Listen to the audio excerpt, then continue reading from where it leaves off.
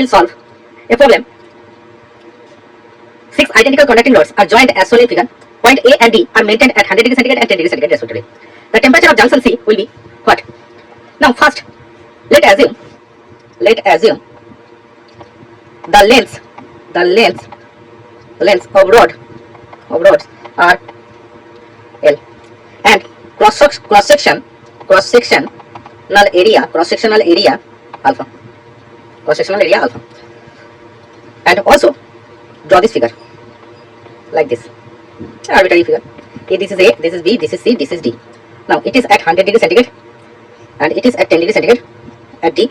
Now assume the temperature of B is theta 1 degree centigrade and temperature of C is theta 2 degree centigrade. Now these rods are identical, so the flow of heat will be same.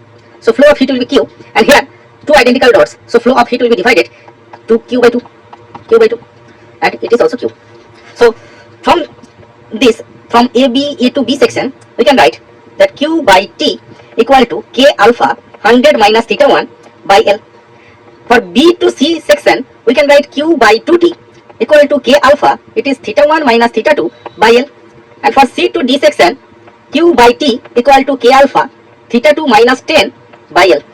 And for the whole rod, means A to D, we can write Q by T equal to K alpha, it is 100 minus 10 by 3L, because there are 3 rods basically.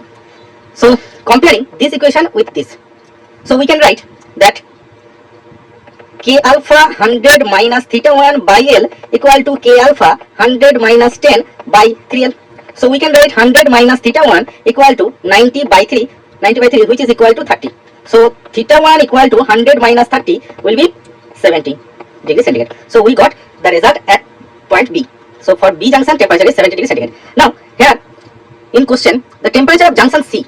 So again, if we put this equation here, so we can write that K alpha theta 2 minus 10 by L equal to K alpha, it is 100 minus 10 by 3L. So theta 2 minus 10 will be 30. So theta 2 will be 30 plus 10 or 40 degrees centigrade. So the answer is 40 degrees centigrade. So answer will be 40 degrees centigrade. So that's all for today.